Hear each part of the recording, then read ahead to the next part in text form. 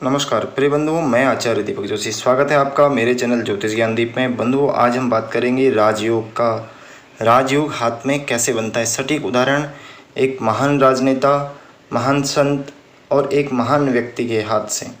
इनके हाथ में क्या विशेष ऐसे गुण हैं और किन गुणों के कारण यह सफल राजनेता और श्रेष्ठ राजयोग का फल भोग रहे हैं, हम इस विश्लेषण के साथ में आपको बताएंगे। यदि आपके हाथ में भी इस प्रकार का योग है तो आप कैसे जान सकते हैं।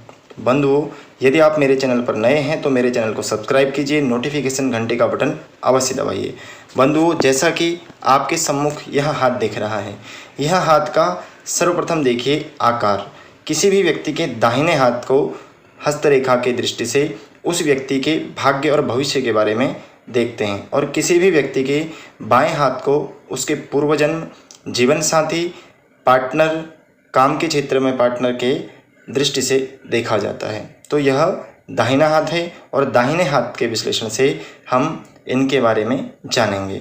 वैसे किसी भी व्यक्ति के सटीक भविष्य फल को दोनों हाथों के विश्लेषण अर्थात कोई भी योग समान होने के कारण दोनों हाथों में घटित अधिक होता है और उसका फल शीघ्र प्राप्त होता है।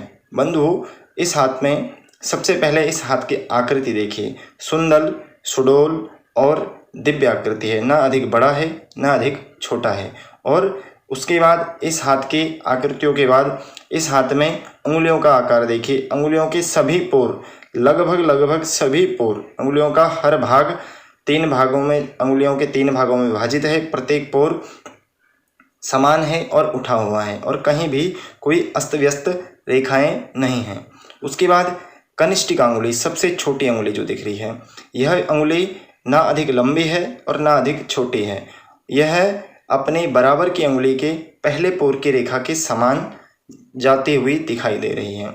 यह एक साधारण व्यक्ति की सफल होने के संकेतों में आता है, क्योंकि व्यक्ति पहले साधारण और गरीब घर का होता है, उसके बाद वह सफल होता है। उसके बाद बंधुओं, इनके हाथ में देखेंगे सबसे पहला पर्वत गुरु पर्वत।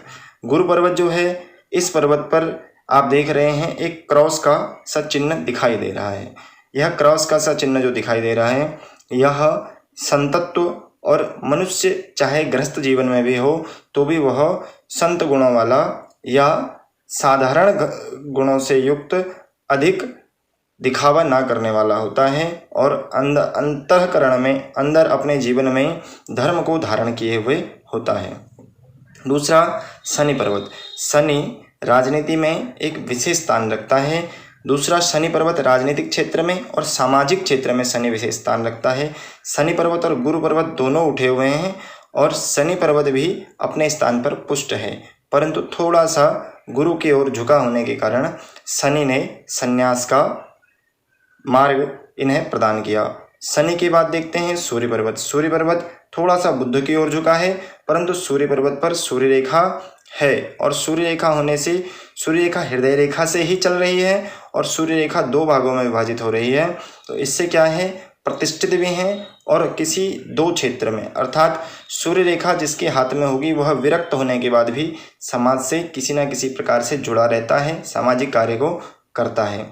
तीसरा बुध पर्वत। बुध पर्वत पर आप देखेंगे विवाह रेखा के स्थान पर कोई रेखा नहीं दिखाई दे रही है। कोई रेखा ना दिखाई देना और संतान रेखा के स्थान पर जहाँ पे आप देख रहे हैं, यहाँ पे छोटी छोटी रेखाएं कुछ दिखाई दे रही हैं। यह शिष्यों को दर्शाती है।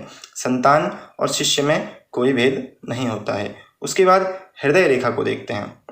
हृदय रेखा इनकी सुंदर, सुडौल, कहीं बिना कटी फटी हुई शनि पर्वत के मध्य तक जा रही है। गुरु और शनि पर्वत के मध्य तक। ऐसा व्यक्ति दृढ़ इच्छा शक्ति, दृढ़ निर्णय शक्ति और अपने किए हुए संकल्प को पूर्ण करने वाला व्यक्ति होता है। ऐसे व्यक्ति अपने द्वारा किसी भी प्रकार के दिए हुए वचन को पूर्ण करते हैं, अपने वचन पर अड़िग रहते हैं। तीसरी, अब हम आगे चलते हैं और देखते हैं मस्तिष्क रेखा को। मस्तिष्क रेखा देखिए किस गुरु पर्वत के नीचे से मस्तिष्क रेखा चली आ रही है और चंद्र पर्वत पर आती हुई दिखाई दे रही है। यह संकेत होता है तीक्ष्ण बुद्धि का। यह व्यक्ति की निर्णय शक्ति एकदम सटीक होती है और ऐसे व्यक्ति अपने जीवन में अपने निर्णयों को अकाट्य रखते हैं। उनके निर्णय को कोई काट नहीं सकता है। और जो वह कह देते हैं वह पत्थर की लकीर बन जाता है उनके जीवन के लिए। यह मस्तिष्क रेखा के बारे में बात है। मस्तिष्क रेखा के बाद अब आते हैं हम भाग्य रेखा। भाग्य रेखा नीचे से मत्स्य पुच्छ है।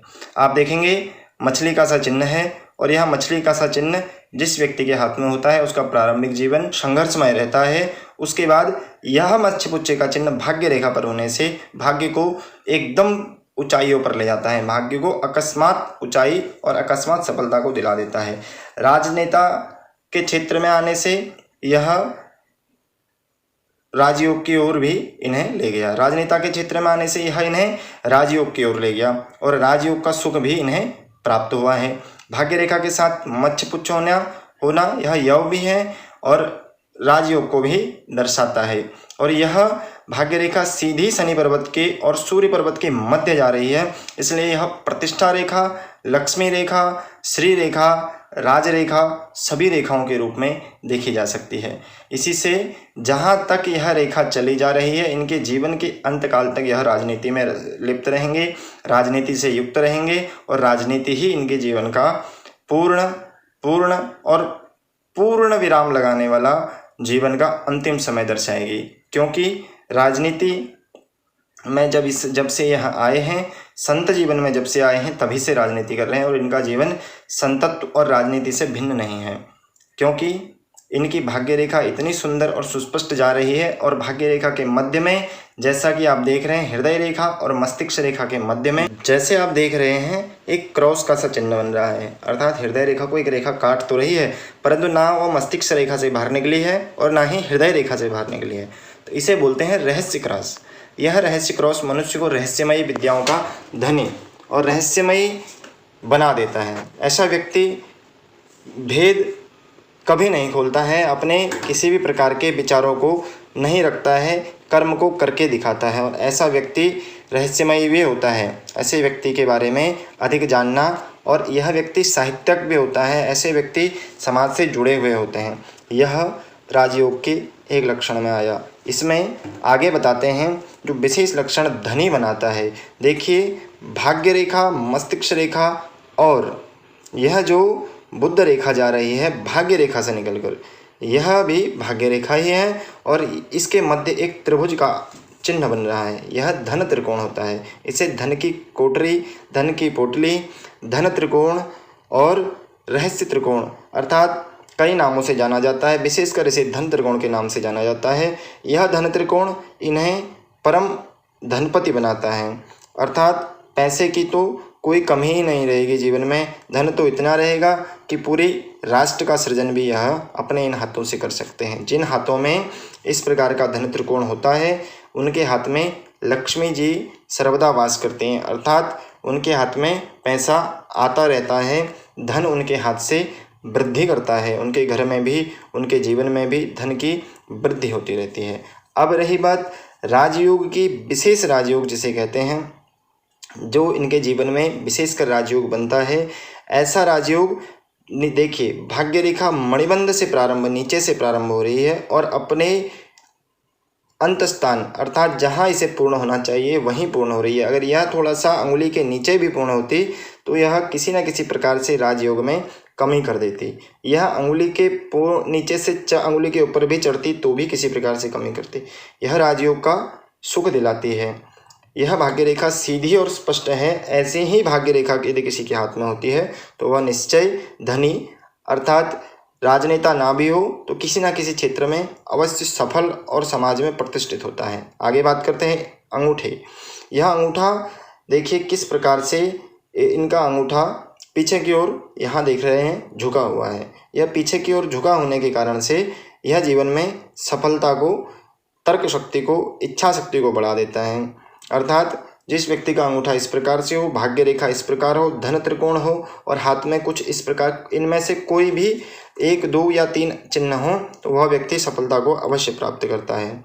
ऐसे चिन्हों से मनुष्य के हाथ में राजयोग को देखा जा सकता है। राजयोग ऐसे चिन्हों से मनुष्य के हाथ में बनते हैं और ऐसे राजयोग से जब मनुष्य धीरे धीरे गरीब घर में जन्म लेने के बाद भी बड़ा होता है तो वह सफलता को प्राप्त कर लेता है। सफलता को प्राप्त करने के बाद उस व्यक्ति के हाथ में कहाँ कमी आती है।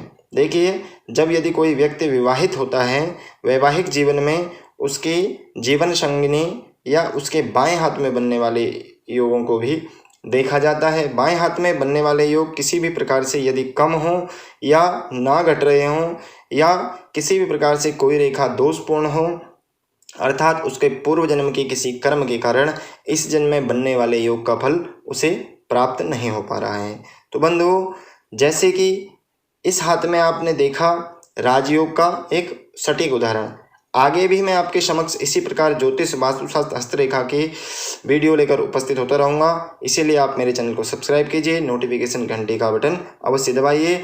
आपको यदि वीडियो अच्छा लगा हो तो इसे लाइक, शेयर और सब्सक्राइब अवश्य कीजिए। धन्यवाद।